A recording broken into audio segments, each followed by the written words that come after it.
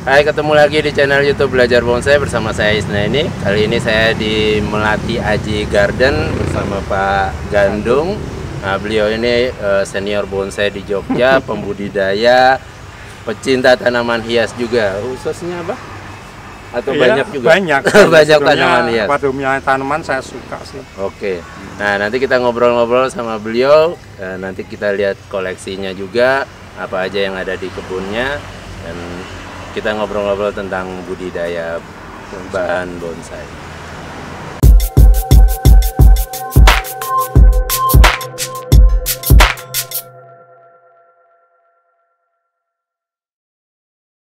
Mulai kapan Pak main bonsai atau seneng bonsainya? Saya sebenarnya senang bonsai sejak muda Pak ya. Dari muda. Mulai mungkin umur 25 tahun saya suka. Kebetulan terus sampai sekarang saya suka. Sekarang, ya. Nah, ini kan di kebunnya ini macam-macam jenis ya Pak ya. Yang lokal import juga ada ya Pak. Nah, itu budidaya sendiri semua berarti? Iya, bibitnya memang saya beli tapi Ya, saya kembangkan. Baru nanti kalau sudah cukup, baru kadang-kadang ada teman yang nempel baru boleh. Tapi kalau baru 1 atau 2 saya kembangkan dulu. Oh gitu. Nah, untuk budidayanya sendiri Pak, pakai teknik yang mana umumnya atau tergantung jenisnya? Saya pikir Mas, semua tanaman punya kemampuan beradaptasi. Jadi kalau dengan perlakuan yang saya lakukan kok dia tidak mampu beradaptasi, berarti menurut saya tidak perlu saya pikirkan. Karena kita tidak mau dibuat susah-susah karena dia. Iya betul. Kayak jenis-jenis yang import itu kan ada yang katanya harus ditaruh di kulkas dulu. Kita mau senang-senang, ngapain kita susah-susah. Oke, saya setuju ya gitu Pak Gandung. Nah, untuk budidayanya sendiri dari biji, stek, cangkok atau semuanya? Macam-macam Mas. Kebanyakan dari cangkok ya. Kalau dari biji itu terlalu lama. Oh, begitu. Cangkok atau stek.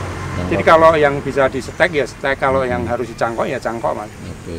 Tapi kadang-kadang ada dari biji itu, kalau pas ada tukul di wilayah itu baru saya openi. Tapi kalau dari biji saya jarang tuh secara khusus mengupayakan. Nah, sementara ini yang lagi populer jenis apa Pak untuk di ini? Saya pikir bonsai. Kalau orang yang datang ke tempat saya sekarang ini baru banyak orang pesen anting putri. Oh, anting putri ya. Anting putri. Baik yang mikro ataupun yang biasa. Iya. Saya lihat tadi punya anting putri yang mikro tapi ukurannya besar sekali datang. Itu udah berapa tahun itu Pak? Itu mungkin sekitar 5-7 tahun ya. 5-7 tahun. Kalau Pak Gandung lihat dari dulu ke sini misalnya itu ada tren nggak untuk jenis gitu Pak? Di bonsai. Saya pikir ada ya. Di mana ada suatu event bonsai, terus di event itu pohon itu jadi idola, kadang-kadang dampaknya pada pemula. Kayaknya terus pengen itu jadi pengen punya. Tapi sebetulnya itu yang menjadikan dia menjadi baik itu kan bukan karena pohonnya, tapi karena bentukannya. Sehingga menurut saya ya sama saja bagi orang tua kan, sekalipun itu pohon yang bagus, kalau kita secara keilmuan tidak punya ya nanti tidak akan menjadi bagus. Berarti nggak tergantung jenisnya juga ya Pak? Enggak ya? Cuman kalau menurut jenisnya kan dia yang punya potensi, yang berdaun kecil itu secara umum dia lebih gampang menjadi baik. Ya, punya potensi. Potensi untuk jadi bonsai yang bagus ya. Seperti anting putri. Saya lihat sekarang saya mulai ada lohangso yang agak lumayan tuh juga ternyata bagus juga. Lohangso. Nah, berarti saran Pak Gandung misalnya untuk teman-teman yang baru mulai gitu, sebaiknya milih bahan bonsai itu yang seperti apa Pak? Kalau menurut saya, kalau teman-teman pemula pengen membuat bonsai yang cepat bisa dinikmati ya menurut saya anting putri, karena dia secara pertumbuhan cepat. Terus dia juga punya daya tahan yang luar biasa. Kalau yang lain-lain agak sedikit butuh ilmu ya, misalnya kalau lohangso, sinensis itu dia lebih butuh perhatian. Kalau anting putri saya pikir no problem. Iya, tahu saya juga mungkin kayak penyakit hama juga enggak ada, hampir enggak ada.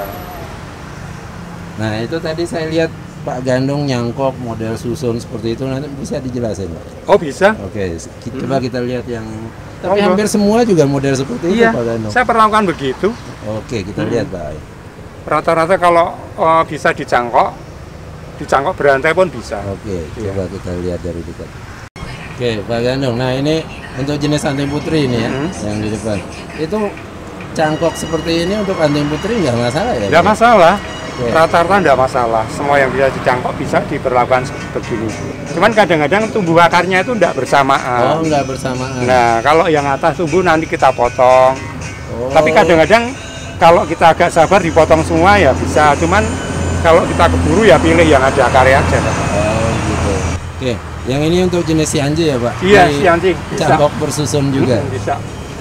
Nah, ada tipsnya Pak untuk cangkok seperti ini, mungkin jarak atau medianya pakai apa? Sebenarnya kalau jarak itu tergantung kita ya, karena jaraknya. Kita mau untuk bonsai kan pendek terus nanti kita harapkan ada cabangnya. Tapi kalau misalnya mau untuk bibit ya tinggi-tinggi tidak apa-apa. Oh, untuk media, usahakan media yang poros lah. Kita tidak nyebut salah satu media, tapi asal poros saja. Misal tanah dicampur rambut bisa, atau mouse juga bisa. Dan ini tanpa saat perangsang tumbuh. Kalau kita mau pakai saat perangsang tumbuh, tentunya hasilnya lebih maksimal.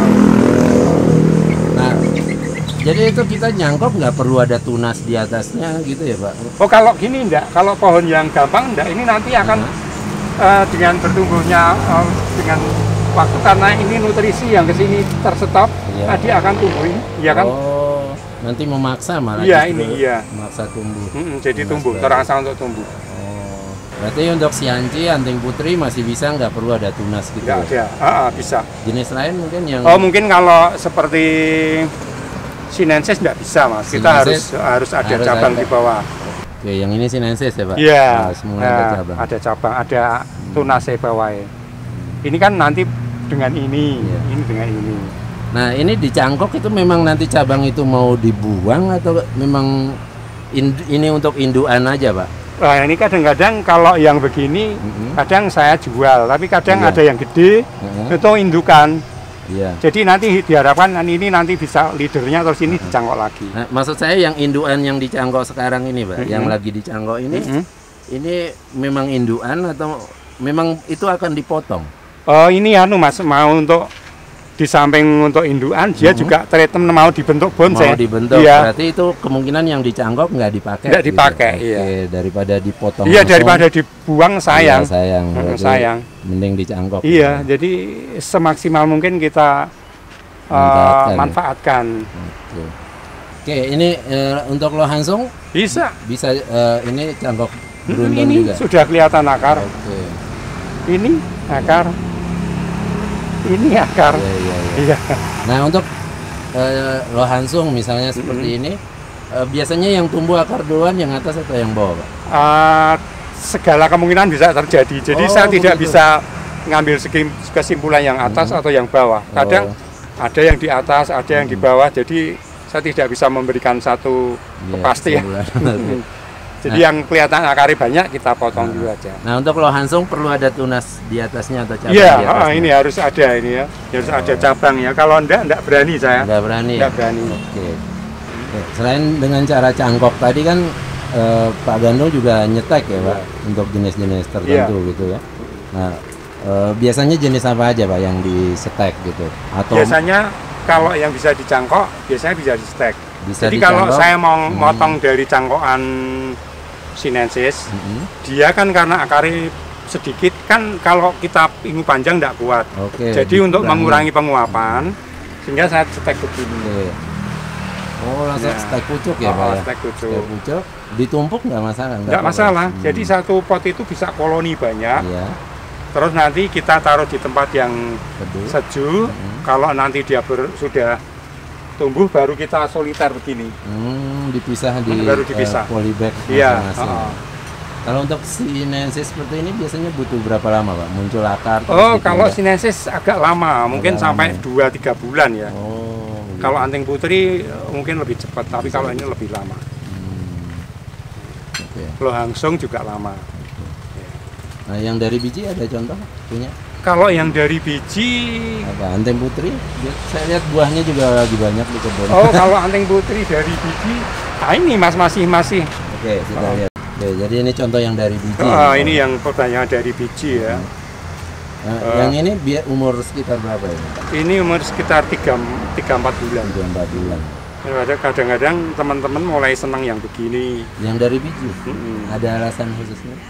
Menurut saya enggak ada sih, tapi kan mungkin dari cara membawanya, resiko kematiannya kan bagi orang pemula kan lebih kecil ya. Kalau cangkokan kan kadang resikonya lebih gede. Kalau ini kan akarnya banyak. Iya. Dan juga murah, 5.000. Oh, begitu. Iya. Oke, mungkin ada saran untuk teman-teman yang baru mulai main bonsai, mau budidaya gitu Pak. Mungkin untuk jenis pohonnya atau apa yang mungkin perlu diperhatikan di awal Pak? Ya, kalau menurut saya, kalau kita mau belajar, kita cari pohon-pohon yang gampang seperti anting putri. Terus saya juga menyarankan bagi pemula, karena bonsai itu kan selalu dengan ngeluarin duit ya. Seyogyanya kita menanam, terus itu dicangkok-cangkok, dari cangkokan itu kita bisa jual, nanti hasil jual itu kita beli varian baru sehingga tidak terforsir kantong kita. Iya. Jadi kalau kita selalu ngeluarin duit, yo hasilnya belum tentu. Tapi kalau kita beli bibit, kita besarkan, sambil di treatment nanti cangkokan bisa keluar. Dari cangkokan itu bisa untuk beli varian yang baru. Menurut saya begitu. Ini bisa disebutin nggak Pak, gandong yang bahan bonsai atau bibit bonsai yang ada di kebun ini Pak? Ya ada stok itu cangkokan anting putri, ada cangkokan lohangsung, ada. Kalau lohangsung ya sekitar 50 sampai 70 satu cangkokan, tergantung besar kecilnya batang.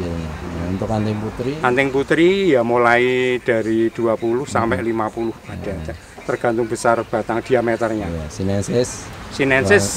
Sinensis hampir sama dengan lohangsung ya. Sama dengan lohangsung. Anting putrinya juga ada yang mikro, ada yang biasa ya Pak? Ada yang mikro, ada. Kalau yang mikro rata-rata kalau customer kesini saya jual 20, tapi kalau yang online saya bandrol 30. Oh begitu. Kalau yang bahan yang udah di pot gitu setengah matang itu juga dijual ya Pak? Dijual, tapi kadang-kadang ada yang saya masih pengen meneruskan proses ya. Begitu. Untuk penjualan juga kirim-kirim Pak Gandong? Kadang begitu. Tapi kadang saya lebih puas kalau konsumen kesini ya. Kadang dengan gambar itu kadang-kadang orang bisa kecewa karena Jadi saya lebih suka mengundang konsumen kesini. Ya, sering disuruh ngirim gambar, tapi saya tetap NB lebih seneng kalau sini sendiri, nanti ndak ini suka bisa yang lainnya gitu. Mungkin ada teman-teman di Jogja atau mungkin Jogja dan sekitarnya pengen main ke sini. Oh silahkan boleh. Alamatnya di mana ini Pak Gandong? Ini di dusunnya Medari Cilik, Catur Harjo Kelurahan, kecamatannya Sleman, Kabupaten Sleman. Ada nomor yang bisa dihubungi mungkin? Ada nomor saya. Pak Gandong. 081 227 29 555. Oke, terima kasih banyak Pak Gandong.